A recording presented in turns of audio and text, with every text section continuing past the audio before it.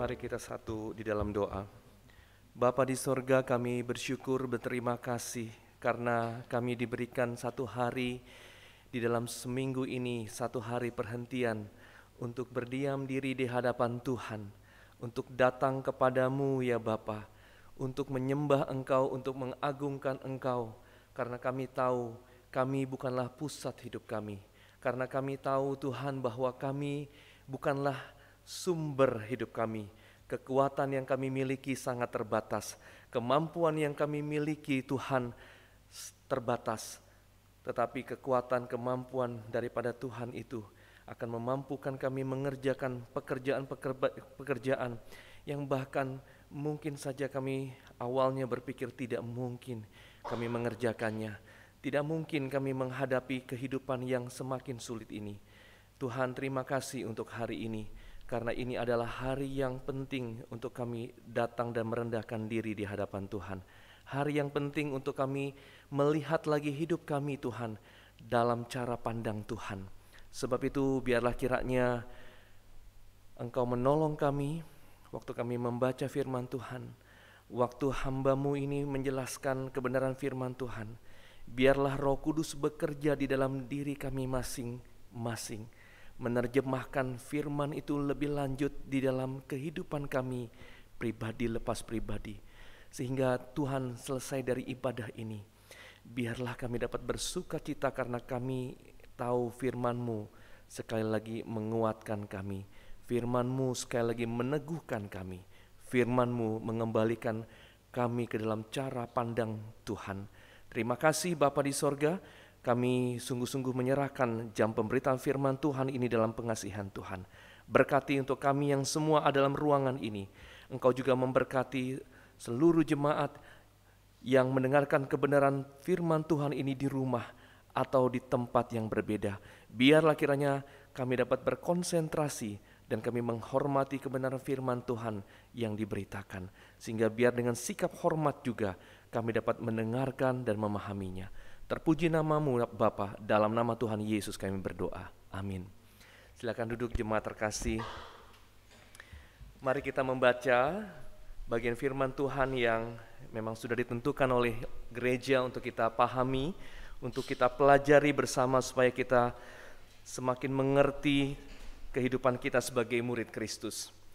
Yakobus pasalnya yang pertama ayat yang ke-9 sampai ayat yang ke-11. Yakobus 1 ayat 9 sampai 11 saya akan bacakan untuk rekan-rekan semua yang ada dalam ruangan gereja ini. Rekan-rekan yang ada di rumah bisa membacanya bersama dengan saya. Yakobus 1 ayat 9 sampai 11. Baiklah saudara yang berada dalam keadaan yang rendah, bermegah karena kedudukannya yang tinggi, dan orang kaya karena kedudukannya yang rendah, sebab ia akan lenyap seperti bunga rumput, karena matahari terbit dengan panasnya yang terik dan melayukan rumput itu, sehingga gugurlah bunganya dan hilanglah semaraknya. Demikian jugalah halnya dengan orang kaya. Di tengah-tengah segala usahanya, ia akan lenyap. Sudah berpuluh-puluh tahun kami ikut ke gereja, tapi justru kami yang memberi untuk gereja. Tidak ada yang gereja bisa berikan kepada kami. Lalu datang pemimpin agama yang lain. Mereka bawa uang, mereka membantu kami dari kesusahan, mereka menyekolahkan anak-anak kami. Saudara, kalimat ini saya dengar dari seorang rekan yang melayani di daerah pedalaman Kalimantan Barat. Kebetulan gereja kami, GPMBRI itu punya banyak gereja di Kalimantan Barat, saudara. Lebih kurang mungkin 90-an gereja ada di sana. Ya, yang sisanya tersebar di Jabodetabek dan Pulau Jawa hanya beberapa saja. Memang karena pendiri dari GPMBRI itu seorang misionaris China yang punya hati buat orang-orang Dayak. Saudara, kalimat itu saya dengar dari seorang rekan yang melayani di pedalaman. Nah, saudara, memang tidak mudah ketika kita memang hidup dalam kekurangan, bukan? Tidak mudah ketika melayani di tengah-tengah jemaat yang yang hidupnya kekurangan, yang tidak punya apa-apa, saudara. Katanya susah mau ibadah kalau untuk makan sehari-hari saja tidak tercukupi. Saudara setuju itu? Saya rasa kalimat itu tidak hanya bisa ada di pedalaman, di perkotaan pun bisa ada, betul? Ya. Ada orang yang berkata, aduh saya belum bisa ibadah Pak. Kenapa? Ya saya harus kerja, makan saja susah, bagaimana kalau saya harus tutup pekerjaan saya, usaha saya, pergi ke gereja hari Minggu. Saudara, perkataan seperti itu sering kita dengar. Rekan-rekan saya baru pulang dari NTT, kami bertemu dengan pimpinan gereja di sana karena misi dari gereja kami tergerak dengan beberapa peristiwa yang terjadi belakangan ini di Timur Tengah Selatan, saudara. Sehingga kemudian kami pergi ke sana, saya baru pulang dari NTT, dari Kupang, ada daerah di sana yang memang gersang sekali, sukar untuk bercocok tanam. Apalagi kalau kemarau tiba, saudara. Saudara, kalau masa musim kemarau, Kupang itu bisa warnanya coklat semua. Begitu ya. Kalau sekarang musim hujan, hijau semua. Tapi nanti mulai masuk musim kemarau, itu yang hijau semua menjadi coklat. Di kota Kupang saja, saudara, air pam itu hanya menyala 1 minggu 1 kali. Jadi kami masih bisa lihat tangki air itu berkeliling, saudara, untuk mengisi air dari warga. 1 minggu 1 kali. Jadi cuci bajunya bagaimana? 1 minggu 1 kali. Karena tidak ada air begitu. Ya mereka punya bak sih memang yang besar-besar begitu ya, yang mampu untuk mendirikannya. Saudara, ada satu pendeta yang melayani 5 gereja. Ya, tadi saya ngobrol dengan Guru Injil Yunus, ya gereja di sana tidak ada gereja kecil, saudara. Gereja gede-gede, ribuan semua. Ada satu hamba Tuhan, satu pendeta melayani 5 gereja. Dengan polos saya berkata kepada pengurus sinode ini, saya bilang kekurangan tenaga pelayan ya Pak. Dia bilang bukan, karena gereja-gereja itu tidak mampu membiayai tunjangan hamba Tuhan. Jadi 5 gereja patungan. Ya, jadi pendeta itu disebut dengan mata jemaat. Jadi, mata jemaat, satu pendeta melayani 5 gereja. Ada hamba Tuhan di sini mau diutus? Saudara, di daerah itu juga ada orang Kristen yang kemudian berpindah agama. Salah satu faktornya apa? Persoalan ekonomi. Saudara, ini realita yang kita hadapi hari ini. Tapi mari kita berpikir sejenak begini. Apakah betul kemiskinan dengan mudahnya membuat orang untuk meninggalkan imannya kepada Tuhan Yesus? Waktu saya mendengar tentang rumah-rumah yang didirikan oleh agama tertentu di sana, membuat anak-anak Tuhan berpindah kepercayaan. Waktu ada fasilitas hidup yang diberikan, mereka pindah kepada agama itu, kemudian saya berpikir apakah memang betul kemiskinan itu bisa membuat seseorang itu dengan mudah berpindah imannya kepada Tuhan Yesus? Apakah kekayaan, kemudahan hidup itu lebih menjanjikan daripada hidup yang Allah berikan? Nah saudara, mari saya ajak kita untuk memahaminya dari Yakobus 1 ayat 9 sampai 11. Saudara lihat di ayat 9 dan ayat 10, Yakobus menulis 2 jenis orang, betul ya? Ada orang miskin dan orang kaya. Kalimatnya begini, orang yang miskin punya kedudukan yang tinggi, sedangkan orang kaya punya kedudukan yang rendah. Apakah ini sesuai dengan keadaan yang ada di dunia, saudara? Orang miskin punya kedudukan yang tinggi, orang kaya punya kedudukan yang rendah. Tidak sesuai, bukan? Apakah memang di dunia ini orang miskin punya kedudukan yang tinggi dan orang kaya punya kedudukan yang rendah? Tidak. Yakobus menyebutkan 2 hal yang bertolak belakang ini karena ada orang percaya yang ditindas oleh orang-orang kaya. Saudara, jadi kalau kita lihat dua kalimat ini, sebenarnya saudara perhatikan di ayat 9, Yakobus berkata, baiklah saudara. Kata saudara itu menunjukkan tentang iman, saudara seiman. Baiklah saudara yang berada dalam keadaan yang rendah. Dengan kata lain, ada orang-orang percaya yang memang dalam keadaan yang serba kekurangan, orang yang dalam keadaan miskin, lalu kemudian ditindas oleh orang-orang kaya. Kalimatnya sangat tajam sekali, saudara. Yakobus menegur orang-orang kaya itu, bukan?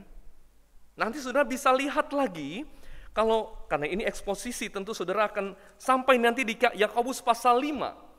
Saudara, di Yakobus pasal 5 itu judulnya apa? LAI menuliskan apa? Peringatan kepada orang kaya. Saudara, perhatikan kalimatnya itu tajam sekali. Kekayaanmu sudah busuk. Ya, waduh. Kalimatnya tajam sekali. Dia katakan apa? Sesungguhnya ayat 4, sesungguhnya telah terdengar teriakan besar karena upah yang kamu tahan dari buruh yang telah menuai hasil ladangmu, dan telah sampai ke telinga Tuhan semesta alam keluhan mereka yang menyabit panenmu. Dalam kemewahan kamu telah hidup dan berfoya-foya di bumi, kamu telah memuaskan hatimu sama seperti pada hari penyembelihan. Kamu telah menghukum bahkan membunuh orang yang benar, dan ia tidak dapat melawan kamu. Jadi inilah konteks yang ada di dalam Yakobus 1 ayat 9 sampai 11, saudara. Saudara, saya membayangkan pastilah orang Kristen di perantauan yang menerima surat Yakobus itu terkejut mendengar kebenaran yang tidak sama dengan realita kehidupan mereka. Ini kan hal yang berbeda. Saya miskin, tapi ternyata saya ada dalam keadaan yang tinggi. Padahal sehari-hari, tadi seperti di Yakobus pasal 5 itu, mereka ditekan, upah mereka tidak dibayar seharusnya.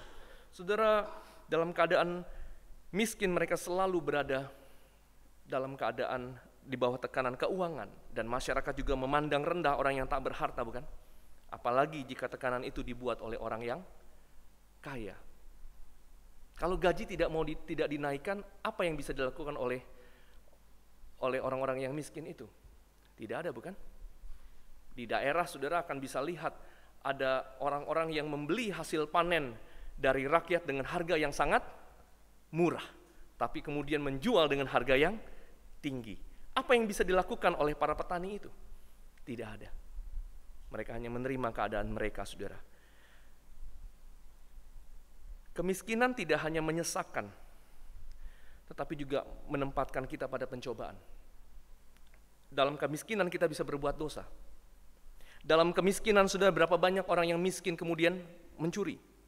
Berapa banyak orang yang karena hidup dalam kekurangan menghalalkan segala cara untuk bertahan hidup. Saudara, mungkin kadang-kadang kita perlu pergi ke jalanan dan tanyakan kepada anak-anak yang mencuri, ya, anak-anak yang melakukan kejahatan itu, mengapa mereka melakukan kejahatan?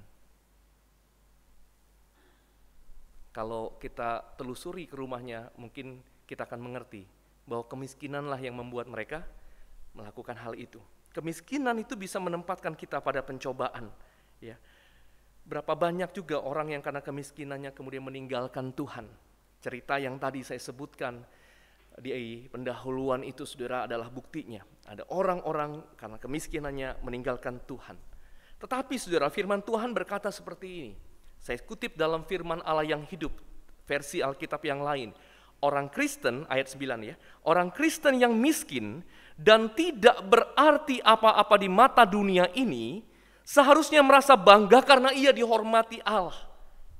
Jadi orang miskin tidak berarti apa-apa di mata dunia, tetapi harus bangga karena apa? Ia dihormati Allah. Saudara, apa artinya? Yakobus mengajak orang percaya itu, yang dalam keadaan yang tidak punya apa-apa, dalam keadaan miskin itu, untuk melihat diri mereka melampaui apa? Melampaui keadaan mereka. Kamu memang miskin, kamu memang tidak punya harta, kamu memang hidup susah, kamu memang dipandang sebelah mata, tetapi itu yang dilihat oleh dunia ini, itu yang dilihat oleh manusia, bukan yang dilihat Allah di dalam dirimu. Allah tidak merendahkan orang yang percaya kepadanya karena dia miskin. Justru sebaliknya, Allah menghormati. Tuhan Yesus juga berkata, bukan, dalam Matius, dalam ucapan bahagia. Dia katakan, berbahagialah orang yang miskin di hadapan Allah, karena merekalah yang empunya kerajaan surga.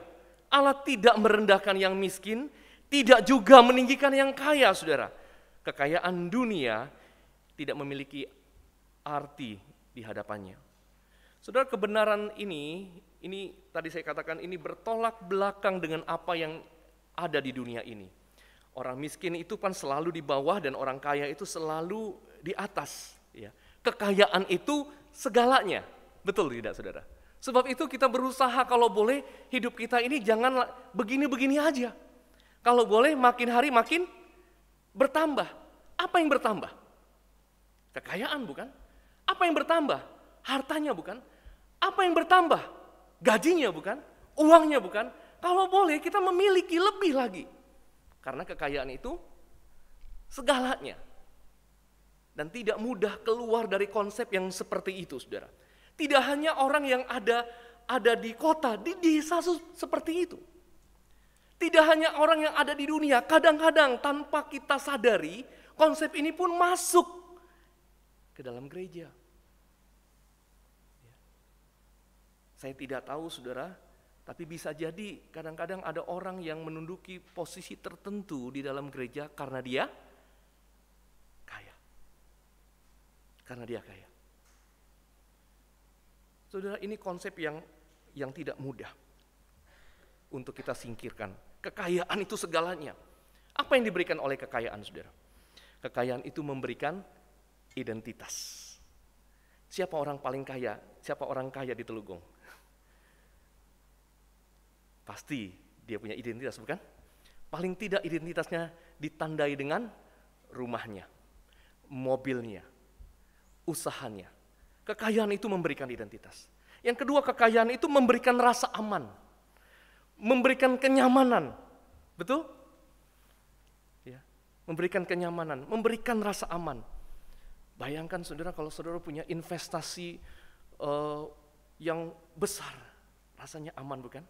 Punya deposito, nah sekarang mungkin jarang ya yang taruh deposito ya, taruh di reksadana. Saudara taruh tabungan saudara di reksadana, wah itu tiap hari sebulan bisa 1%. Dari berapa misalnya? Wah, rasanya aman. Tapi bagaimana kalau kemudian tiba-tiba market berbalik arah? Turun semuanya, merah semua. Rekan-rekan pemuda yang suka mulai di saham, ya portofolionya merah semua. Waduh, perasaannya bagaimana? Kalau naik, senang gitu kan ya. Kekayaan itu memberikan rasa aman dan kenyamanan. Ya, kita bisa pergi kemana saja kalau kita punya banyak uang. Itu realitas, saudara. Yang ketiga, kekayaan itu memberikan kuasa untuk memerintah. Orang yang punya banyak harta itu bisa memerintah, punya kuasa. Tetapi tidak ada jaminan bahwa kekayaan itu akan terus ada dalam kehidupan kita, bukan? Tidak ada yang bisa menjamin satupun. Yakobus mengingatkan bahwa kekayaan itu seperti bunga rumput yang dalam sehari tiba-tiba layu lalu kemudian lenyap, gugur. Apa yang terjadi di dunia ini menjadi saksinya, saudara. Ada krisis ekonomi yang pernah kita alami juga di dunia ini. Waktu itu banyak perusahaan-perusahaan yang besar lalu runtuh dalam sehari. Saya waktu itu masih mengajar di sekolah pelangi kasih. Waktu runtuh ada salah satu guru yang sudah kerja sekitar waktu itu 12 tahun. Dan dia taruh semua uangnya waktu itu di reksadana. Kalau saya tidak salah ingat, waktu itu turunnya sekitar 40%. Lenyap dalam hitungan beberapa hari, saudara. Lenyap semuanya. Tidak ada yang bisa menjamin. Bahkan krisis pandemi COVID-19 ini juga kita mengalami banyak hal yang sama, bukan? Saudara, waktu bulan Desember, seminggu setelah saya pelayanan di sini, kemudian ada pelayanan kami ke Bali, karena ada pengurus dari misi kami menikahkan anak di sana. Saudara, lalu kemudian setelah pelayanan selesai, sebelum pulang ke bandara, saya bilang sama supir yang mengantar, Pak, yuk lihat dulu sekitar Kuta, begitu kan ya. Katanya sepi, saya pengen tahu sesepi apa. Ternyata betul-betul sepi, saudara. Padahal bulan Desember itu, kalau saudara di airport itu pesawat ke Bali semua full. Ya, tidak ada yang kosong. Itu di bandara rame semua, tujuannya kemana? Ke Bali, saudara. Tapi Kuta sepi sesepinya. Dulu kita mau foto, susah cari latar belakang yang laut semua. Betul? Karena apa? Iya, karena ada anjing, ada orang-orang yang susah. Sekarang saudara bisa foto seluas-luasnya, semuanya laut. Paling sesekali lewat anjing begitu ya. Nggak ada orang di sana, sepi. Itu semua tempat-tempat yang rame 24 jam dulu selalu ada orang nongkrong, sekarang tidak ada. Sepanjang jalan yang yang rame itu kosong, terbengkalai. Lalu kemudian saya tanya sama supir itu, Pak, di Bali ini ada yang banyak bunuh diri nggak ya? Karena kondisinya begitu, saudara. Banyak yang bunuh diri. Dia bilang kalau yang bunuh diri sih belum pernah dengar, Pak. Tapi saya lihat orang gila tiap hari. Ya. Orang gila tiap hari. Kenapa gila, saudara? Karena saya rasa mereka tidak mampu berhadapan dengan realita. Ya. Dia bilang sekarang banyak, Pak, yang mobil-mobil yang rental itu sekarang jualan. Jadi mobilnya dibuat menjadi tempat jualan. Ya di Kelapa Gading juga ada sih, saudara ya. Yang di kapnya belakangnya dibuka lalu jualan apa begitu ya, jualan kerupuk, jualan pisang begitu ya. Karena tidak ada yang rental mobil. Harga mobil rental juga turun jauh, saudara, di sana. Ya, dulu mahal, sekarang jauh lebih murah. Karena apa? Karena krisis yang dibawa oleh COVID ini, saudara. Pertanyaan waktu saya melihat itu, saya berpikir begini, apakah orang percaya bisa juga mengalami seperti itu? Apakah orang percaya kalau mengalami krisis seperti itu bisa gila? Bisa nggak, saudara? Coba pikir-pikir dulu, kan orang percaya semua ya. Kalau saya kemudian usaha saya bangkrut, ya mau makan susah, mau anak mau sekolah juga nggak ada uang, bisa gila nggak kita? Pinjem tetangga nggak bisa, tetangga bilang saya juga susah. Bisa gila nggak? Bisa, saudara. Bisa kalau kita bersandar pada kekuatan kita sendiri. Bisa jika kita hanya memahami diri kita, hidup kita dari perkataan kita, dari perkataan orang. Sebab itu Tuhan memberikan firman Tuhan. Firman Tuhan berkata begini, orang Kristen yang miskin dan tidak berarti apa-apa di mata dunia ini seharusnya merasa bangga karena ia dihormati Allah. Saudara, kebenaran ini menjelaskan kepada kita bahwa identitas kita, tinggi rendahnya kita tidak ditentukan oleh harta. Uang kita tidak menentukan harga diri kita. Yang kedua, rasa aman dan harta. Karena harta itu adalah rasa aman yang semu. Ya, teman-teman pemuda yang trading saham mengerti ini, saudara. Ya, begitu naik, wah senang. Tapi market bisa turun. Semuanya itu berupa angka, bukan? Angka di dalam portofolio kita bisa naik turun begitu saja. Semu. Senang, sorenya sedih. Yang ketiga, demikian juga halnya dengan kuasa yang diperoleh karena harta. Ketika harta hilang, hilang juga kuasa. Saya pernah merasakan yang ketiga ini, saudara, waktu papa saya meninggal dan usaha kami bangkrut. Saya tinggal di kota kecil, dan itu kota semua apa yang terjadi pasti orang tahu lah begitu. Kalau saya jalan nih, misalnya di depan gang ini, orang bisa tegur saya, Roni mau kemana? Ya, bisa ditegur oleh tante-tante, om begitu ya. Begitu papa saya meninggal dunia, usaha kami bangkrut, ya kami tidak punya apa-apa, mobil semua dijual, kami naik sepeda, saya jalan di jalan yang sama, saya tegur, selamat sore tante, selamat sore om, tidak ada yang melihat saya. Sulit sekali. Mama saya bilang begini, itulah sekarang kita bisa tahu mana yang saudara sejati, mana yang teman sejati, mana yang bukan. Saudara, kekuasaan, persahabatan bahkan yang datang karena kita punya harta itu bisa hilang ketika harta itu juga hilang. Saudara, bagi orang percaya identitas, rasa aman dan kuasa itu berasal dari Allah. Memang realita hidup dalam kemiskinan tidak mudah. Sebab itu, sekali lagi Yakobus mengajak kita untuk melihat diri kita melampaui keadaan yang ada. Saudara, seorang penulis Randy Alcorn menolong kita untuk memahami hal ini. Dia katakan begini, saudara, saya merenungkan hal ini dengan istilah titik dan garis. Hidup kita ini punya dua fase katanya. Fase titik dan fase garis. Kehidupan kita sekarang yang di bumi ini adalah titik. Hidup yang berawal dan berakhir pada titik. Hidup yang sangat singkat.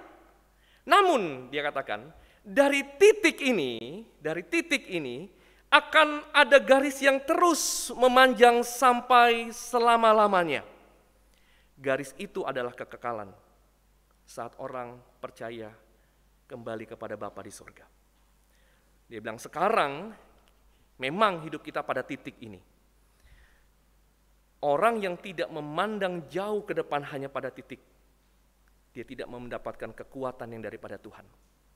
Ketika baca firman Tuhan harusnya kemudian orang percaya dimampukan oleh Tuhan, dimampukan oleh Roh Kudus untuk kemudian melihat hidupnya tidak hanya pada titik ini, tetapi ada garis yang sampai pada kekekalan itu.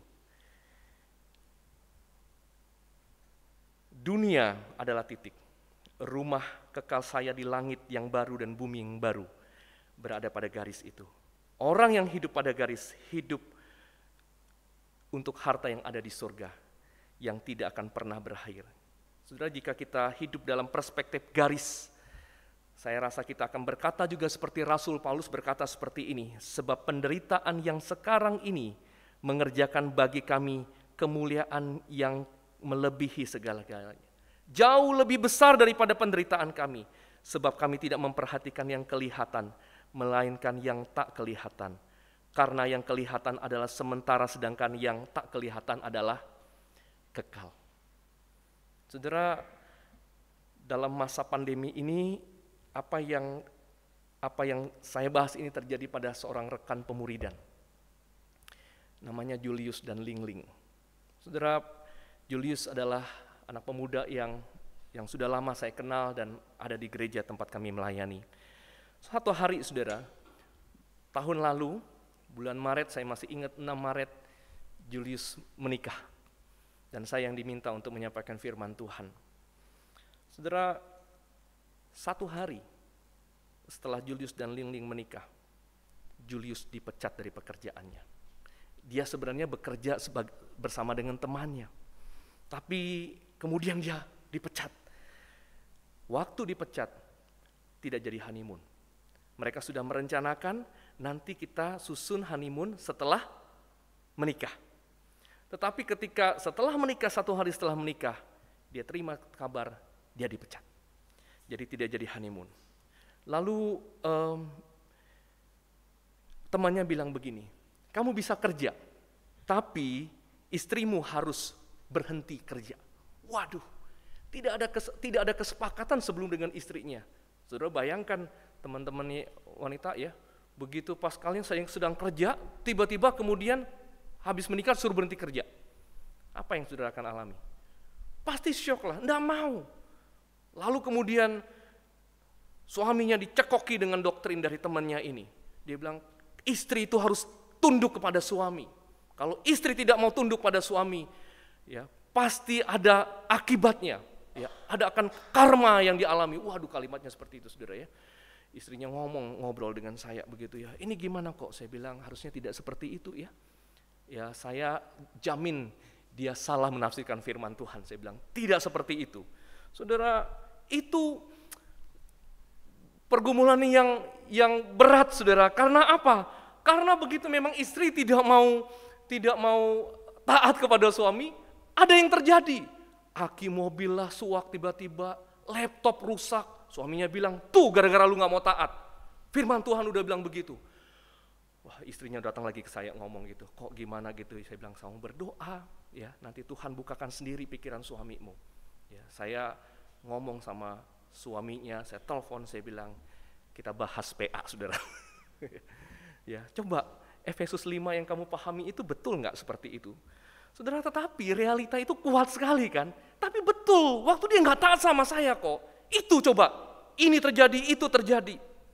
Saya bilang, kamu sabar dulu, kamu tetap berdoa, jangan seperti itu. Saudara, rumah tangga nggak enak, baru nikah. Belum 1 tahun, saudara, harusnya mereka masuk dalam honeymoon. Saya bilang begini, Julius, Lingling mau nggak ikut pemuridan saya? Ya, tiap minggu saya kasih bahan renungan, lalu kemudian kalian tiap minggu akan ketemu dengan saya dengan 2 orang yang lain. Saudara, dalam perjalanan dalam pemuridan itulah journey-nya mereka bermula. saudara. Gampangkah? Enggak.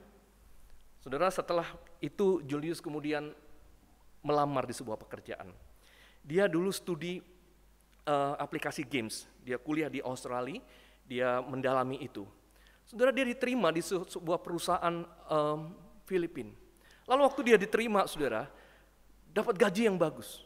Tapi kemudian dia beritahu bahwa aplikasi yang akan dia buat adalah aplikasi games judi. Ya, dia 3 bulan probation di Jakarta, lalu kemudian setelah itu dia akan kerja di Filipina. Ya, games judi. Dia tanya sama saya, kok ini gimana kok ya? Gajinya lumayan, tunjangannya lumayan, tapi bikinnya games judi. Hati saya nggak tenang, dia bilang. Saya terima atau tolak? Saya bilang, saya nggak bisa kasih jawaban. Kamu bergumul sama Tuhan. Tapi saya butuh juga uang kok. Saya bilang, iya udah kamu bergumul. Ya udah kayaknya saya tolak ya kok ya. Ya terserah kamu, saya bilang, kamu yang bergumul dengan Tuhan. Saudara, saya tidak mau memberikan jawaban karena memang keadaannya sulit. Kalau kemudian dia tidak terima, lah bagaimana? Lalu kemudian istrinya hamil, saudara. Berarti tinggal berapa bulan lagi? Ya, paling tidak 9 bulan. Istrinya akan melahirkan, perlu uang dan sebagainya, dan dia tidak punya uang. Lalu kemudian bagaimana, saudara? Apakah dia kemudian menolak pekerjaan itu? Enggak semudah itu begitu ya. Dia telepon saya lagi 3 kali bolak-balik nanya pertanyaan yang sama. Saya bilang, saya tidak bisa kasih jawaban. Kamu bergumul dengan Tuhan. Tapi kemudian, saudara, dia tolak pekerjaan itu dengan gaji yang cukup tinggi yang dia butuhkan. Lalu kemudian, saudara, waktu dia tolak PPKM Juni-Juli, aduh, semua lamaran yang dia kirim tidak ada satu pun membalas. Dalam masa PPKM itu, saudara, tadi saya bilang, ada saja yang terjadi. Ya, mobilnya terakhir, laptopnya rusak begitu ya. Dia lalu setelah PPKM dia lamar lagi pekerjaan, diterima langsung 2 kali, saudara. Dia ada perusahaan yang sepertinya menjanjikan. Dia disuruh bikin aplikasi jadi, lalu kemudian perusahaan itu bilang apa? Maaf, kami tidak bisa terima Anda. Ditanya di mana kekurangannya, tidak dijawab. Dia berpikir saya dikerjain oleh perusahaan ini. Ya, ada masalah, ada sesuatu yang mungkin mereka mau kerjakan, mereka butuh orang, mereka tidak bisa kerjakan, mereka kasih dia untuk kerjakan. Setelah kerjaan selesai, dibilang tidak bisa diterima 2 kali. Tetapi saudara, saya tidak bisa lupa 19 Oktober 2021 di WhatsApp saya, dia WhatsApp begini. Dia bilang, Koron, aku diterima pekerjaan. Tidak terduga. Saya langsung telepon dia. Kok bisa, Jul? Dia cerita, saudara, bagaimana kemudian Tuhan mengatur semuanya. Dan anak Tuhan dan bosnya adalah seorang anak Tuhan yang tidak tahu juga kenapa dia pilih orang ini. Waktu lamaran masuk, ada orang yang lebih berpengalaman dari dia. Tetapi, ini kesaksian bosnya, tetapi sepertinya ada yang berbisik, kamu pilih anak ini. Lalu dia wawancara, kayaknya lumayan. Lalu kemudian, saudara, Julius cerita, kok kamu tahu enggak kepada bosnya, dia bilang. Di small group saya, di pemuridan saya, kami sudah berdoa, udah berbulan-bulan. Saudara bayangkan dari Maret sampai Oktober, berapa bulan itu? Tidak punya pekerjaan. Dia bilang, saya hampir give up. Sepertinya Tuhan tidak dengar doa saya. Sampai dia bilang begini, kok apakah aku harus bertumbuh, harus mengenal Tuhan, menyerahkan diri pada Tuhan, sampai sesusah seperti ini. Tapi waktu saudara dia terima pekerjaan itu, dia bilang, ini pekerjaan anugerah ya kok. Saya bilang, iya, kalau begitu pelihara pekerjaan ini. Dia yang suka tidur jam 3 pagi, saudara. Saya langsung bisa bilang begini, kalau begitu atur tidurmu dengan baik, jangan sampai kamu mengantuk dalam pekerjaan. Dia yang sulit untuk berhenti merokok, saudara. Dia bilang, kok aku komitmen, aku berhenti merokok. Saudara, Bapa di sorga itu tidak pernah membiarkan anak-anaknya bergumul tanpa penyertaannya. Bulan Desember, akhir Desember, anaknya lahir. Anaknya lahir ketika papanya sudah punya pekerjaan yang daripada Tuhan. Bapa di sorga tidak pernah membiarkan anak-anaknya bergumul tanpa pertolongannya. Dia hanya meminta kita untuk sabar, untuk tekun, menantikan pertolongan tiba pada waktunya, saudara. Saya tidak tahu apa yang saudara sedang alami, sedang gumulkan di hadapan Tuhan. Mungkin ada yang tidak berkata, kayaknya firman Tuhannya nggak relate dengan hidupku karena aku nggak miskin. Ya, aku biasa-biasa saja. Tetapi yang ingin disampaikan kepada firman Tuhan adalah apapun pergumulan kita, saudara, jangan lihat hidup kita dari kondisi kita. Lihat dari bagaimana Tuhan melihat diri kita. Dan lihat bahwa Tuhan tidak pernah meninggalkan kita. Ada kalanya memang kesulitan itu, pergumulan itu dibuatnya panjang. Tapi bukan berarti dia tidak menyertai kita. Penyertaan Tuhan itu bukan hanya ada di dunia ini, saudara. Penyertaan Tuhan itu kekal adanya. Karena waktu kita selesai dari dunia ini, Tuhan pun masih menyertai kita, karena kita bersama-sama dengan Dia. Sehingga kalau ada orang bertanya, penyertaan Tuhan macam apa? Kalau kemudian orang yang saya kasihi akhirnya meninggal dunia, tidak selesai dari penyakitnya, tidak disembuhkan. Apakah Tuhan tidak menyertai waktu kemudian saya kehilangan orang yang saya kasihi? Tidak. Justru karena bagi orang percaya, kematian itu kemudian membawa dia untuk tinggal bersama dengan Tuhan. Sebab itulah Paulus berkata begini, saudara, hidup bagiku adalah Kristus dan mati adalah keuntungan. Karena masih di dunia, kita ada bersama dengan Dia. Waktu kita meninggalkan dunia, kita ada bersama dengan Bapa di surga. Biarlah kiranya kita bisa berkata di dalam pergumulan kita, saudara, di dalam kesulitan kita, di dalam hidup kita, sama seperti saudara yang dikatakan oleh Yakobus di ayat pertama di ayat kedua. Saudara-saudaraku, anggaplah sebagai suatu kebahagiaan apabila kamu jatuh ke dalam berbagai-bagai pencobaan. Sebab kamu tahu bahwa ujian terhadap imanmu itu menghasilkan ketekunan, dan biarlah ketekunan itu memperoleh buah yang matang, supaya kamu menjadi sempurna dan utuh dan tak kekurangan suatu apapun. Mari kita berdoa. Saya berikan waktu saudara berdoa, memohon Tuhan, memohon Roh Kudus, memampukan saudara untuk melihat, melampaui keadaan yang saudara alami hari ini. Datanglah kepada Tuhan dan memohon penyertaannya, memohon kekuatan daripadanya.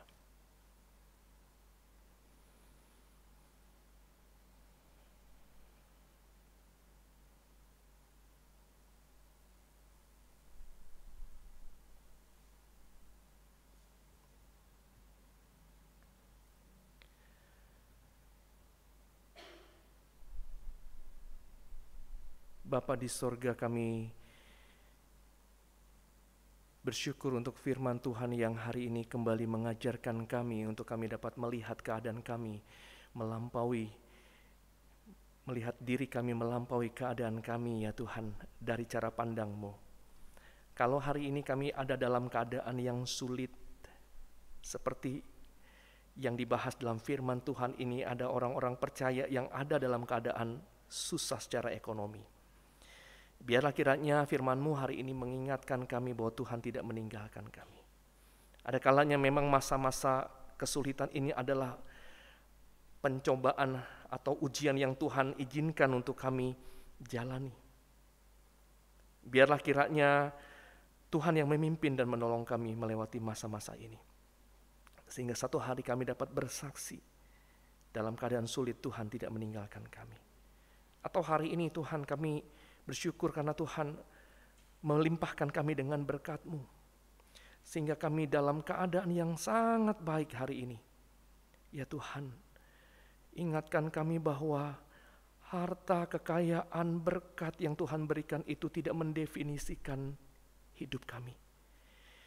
Tapi biarlah kiranya semuanya itu Tuhan dapat kami syukuri di hadapan Tuhan, dan kami tahu ketika Tuhan melimpahkan semuanya itu, ada maksud Tuhan atas hidup kami untuk jadi saluran berkat-Mu ya Bapa. Mampukan kami untuk melihat bahwa kelimpahan yang kami miliki adalah berasal daripada Tuhan, sehingga ketika kemudian hidup kami Tuhan limpahi dengan begitu banyak berkat, Berkat itu tidak pernah berubah menjadi Tuhan kami. Berkat itu tidak pernah berubah menjadi identitas kami, rasa aman kami. Tuhan tolong kami semuanya. Sehingga baik dalam keadaan apapun, kami dapat melihat diri kami di hadapan-Mu ya Bapa. Terpuji nama-Mu. Dalam nama Tuhan Yesus kami berdoa. Amin.